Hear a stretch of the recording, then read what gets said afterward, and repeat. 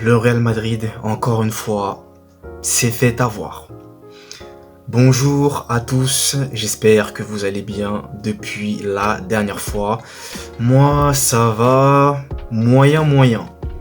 Puisqu'aujourd'hui, les amis, direction la Liga, pour revenir sur le match nul qui a notamment opposé le Rayo Vallecano au Real Madrid. Donc les amis, nous ne perdons pas plus de temps et on attaque comme à mon habitude, vous le savez. Déjà les amis, première chose, je sais pas vous, mais moi j'ai vraiment horreur des matchs qui commencent en week-end, à savoir le dimanche, aux environs des 14h. J'aime pas ce genre d'heure pour des matchs. Pourquoi ? Parce que, vous voyez, c'est un peu le début de l'après-midi. Vous avez l'impression que les joueurs, ils ont mangé je ne sais pas à quelle heure. C'est toujours un peu particulier, enfin, je sais pas comment expliquer, vous voyez.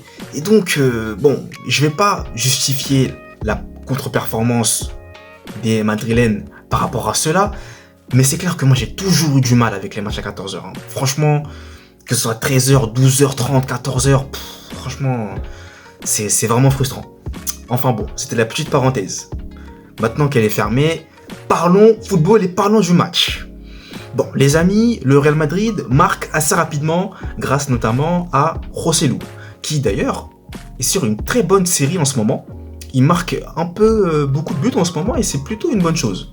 Voilà, faut quand même le souligner, très décisif en ce moment.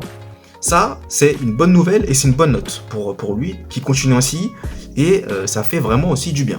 Donc les amis, buteur assez tôt dans le match, donc ensuite on commence à dérouler, voilà, clairement, ça commence à faire un peu des passes à 10, on commence à essayer de rechercher un petit peu plus Joselu aussi, pour faire le break, clairement, sauf que malheureusement, le break sera fait dans un premier temps par, il me semble, Lucas Vázquez, ou Joselu, l'un des deux en tout cas, et le but sera finalement annulé pour une position de hors-jeu, il me semble, ou quelque chose comme ça.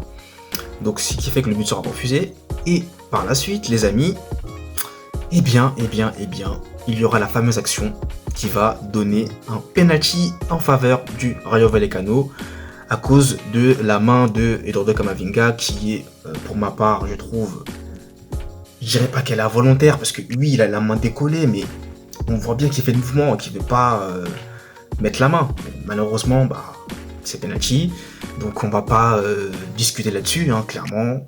C'est logique qu'il siffle penalty, donc voilà. Et le Rayo Vallecano va marquer le penalty, ce qui fait qu'il y aura un but partout. Et les amis, tenez-vous bien, parce que à partir de ce moment-là, ça va être très dur. Oui, très dur, puisque le Real Madrid va complètement perdre un peu le fil du match. J'ai l'impression, le Rayo Vallecano va prendre confiance, ils vont commencer à tomber un peu bêtement, entre guillemets, bien entendu, pour perdre du temps surtout, mais ils vont aussi beaucoup jouer vers l'avant et avoir même des occasions, des opportunités par moment. Donc ils vont commencer à vraiment avoir un gain de confiance énorme qui va plomber un peu le Real Madrid, tout simplement, qui aura par moments des faux rythmes. Enfin, ça va être très compliqué.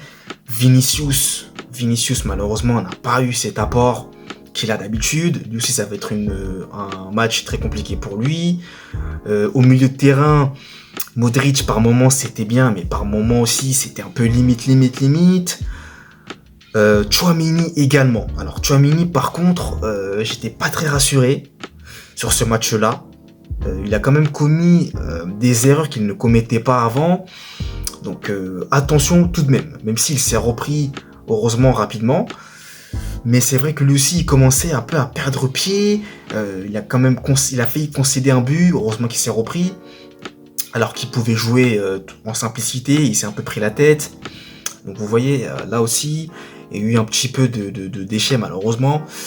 Et les amis, Carvajal qui rentre et qui prend 2 cartons jaunes dans l'espace de je ne sais pas combien de temps. Qu'est-ce que vous voulez que je vous dise, les amis? Carvajal, je sais pas ce qui lui arrive aussi ces derniers temps. Ça fait 2 matchs là qu'il est un peu en train de perdre pied, je sais pas pourquoi. Bon, j'espère qu'il va reprendre pied et qu'il va se remettre un peu mentalement dans le jeu parce que clairement on n'a pas le temps pour ça et il faut surtout pas commencer à craquer dès maintenant. donc c'était pas le bon moment pour le faire. Bon, fort heureusement, il n'y a pas eu de but, parce qu'on a quand même joué à 10 peu de temps plus tard, à cause de cette exclusion de Carvajal. Mais les amis, tout ça pour vous dire que, bon, c'était dur, hein. C'était dur, hein. C'était dur, et vous ressentez qu'il y a malheureusement des absents, hein, dans cet effectif. Bellingham, au milieu de terrain, on le ressent, hein, parce que notamment la déviation de Joselu en première mi-temps, normalement c'est Bellingham qui vient et qui dévie le ballon, mais il est pas là, donc vous voyez qu'il y a quand même une absence qui pèse aussi. Mais bon, voilà, on va pas non plus, les amis, encore une fois, trouver des excuses. Vous le savez très bien, c'est le Real Madrid. Avec ou sans absents, nous devons être performants et gagner ce match. Et malheureusement, nous ne l'avons pas fait. On perd 2 points qui auraient pu être importants, intéressants pour se rassurer un petit peu, pour continuer. Et là, on laisse encore une fois l'opportunité à notre dauphin, à savoir Rijon, de revenir au classement.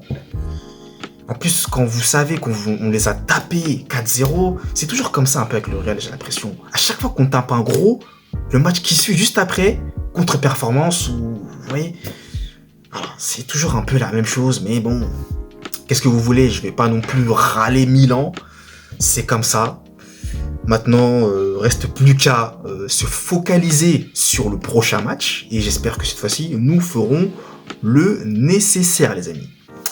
Voilà, je pense que j'ai tout dit dans ce débrief, hein, je pense que je n'ai rien oublié. Donc les amis, je crois que je ne l'ai pas dit, mais n'hésitez pas à vous abonner à la chaîne YouTube, hein, si ce n'est pas encore fait. N'hésitez pas aussi à commenter et à me mettre un j'aime si vous avez aimé la vidéo. Merci à vous et passez une très bonne journée. Allez, peace!